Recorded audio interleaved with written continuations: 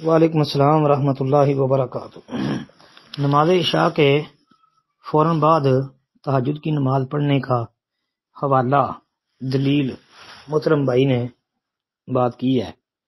تو محترم بھائی، پہلی بات تو یہ یاد رکھیں کہ آپ کو مسئلہ سمجھنے میں بہت آسانی ہو جائے گی انشاءاللہ اللہ کے فضل سے۔ وہ یہ ہے کہ آپ 12 مہینوں میں سے صرف رمضان کے مہینے کو سامنے رکھ لیں۔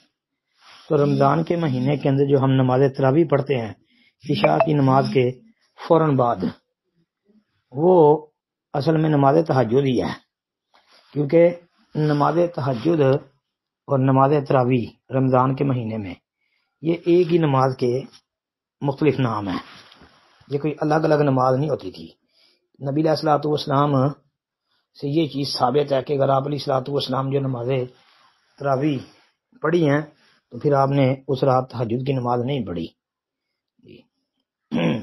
اور پھر یہ بھی مسئلہ یاد رکھیں کہ یہ رات کی نماز جو ہے اس کے کئی نام ہیں۔ جس طرح ہم نماز تہجد کہتے ہیں، اسی طرح قیام اللیل ہے، صلاۃ اللیل ہے، ایسے ہی تراویح یہ بھی ہے۔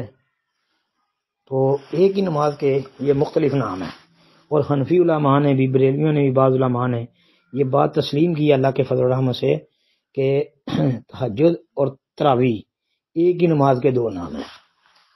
جب یہ بات سمجھ آ گئی تو پھر آگے بات سمجھنے میں آسانی ہو جائے گی۔ وہ کس طرح کہ نبی صلی اللہ علیہ وآلہ وسلم نے یہ نماز 3 وقتوں میں پڑھی، بلکہ اپنے صحابہ کو باجماعت پڑھائی 3 دن۔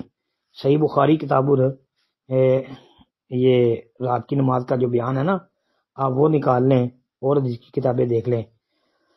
تو رسول اللہ صلی اللہ علیہ وسلم نے جو ہے 3 راتیں، 3 دن یعنی 3 راتیں اپنے صحابہ کو 8 تراویح اور 3 وتر کے ساتھ جو قیام کروایا تھا، تو یہ نبی علیہ الصلوۃ والسلام نے صحابہ کو باجماعت کروایا تھا۔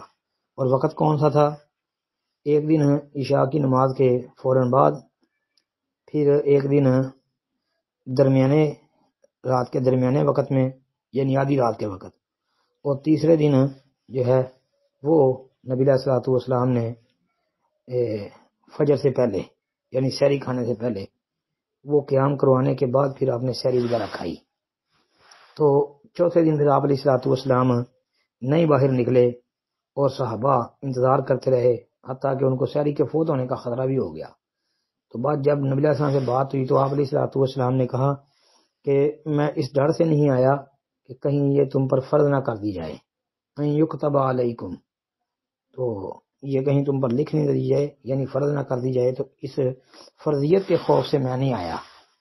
تو بہرحال یہ نبی علیہ الصلوۃ والسلام نے اس طرح 3 حصوں میں الگ الگ نماز پڑھائی، یعنی ایک دن شروع والے حصے میں، رات کے شروع میں، ایک دن درمیانے حصے میں، ایک دن آخری حصے میں۔ اور اس سے سمجھایا اور بتایا یہ کہ تہجد کی نماز جو ہے وہ عشاء کی نماز سے فارغ ہو کے طلوع فجر تک پوری رات میں کسی وقت بھی پڑھی جا سکتی ہے۔ ایک یہ مسئلہ ثابت ہو گیا۔ دوسرا مسئلہ یہ ثابت ہوا کہ جو ہے اس کے لیے سونا کوئی ضروری اور لازمی نہیں ہے۔ اس حدیث کو، بخاری والی کو پورے غور سے بندہ پڑھے تو اللہ کے فضل سے سارے اشکال ختم ہو جاتے ہیں۔ نمبر 2، سنن دارمی کے اندر ایک حدیث ہے، باب فی الرکعتین بعد الوتر، یعنی وطروں کی نماز کے بعد 2 رکعتیں پڑھنے کا بیان۔ حدیث کا نمبر 1635 ہے۔ تو سنن دارمی کے محقق نے اس کی سند کو صحیح کہا ہے، اور ہمارے شیخ اور استاد حافظ عبد المنان محدث نورپوری رحمۃ اللہ علیہ نے بھی اس حدیث کو بطور حجت پیش کیا ہے۔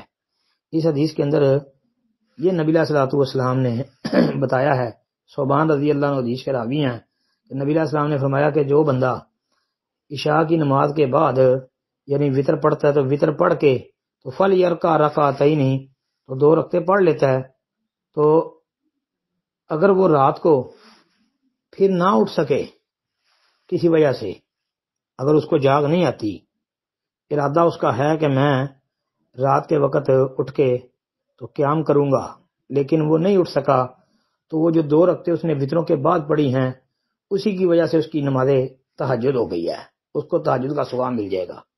جی یہ حدیث سنن دارمی کی ہے۔ السلام علیکم ورحمۃ اللہ وبرکاتہ۔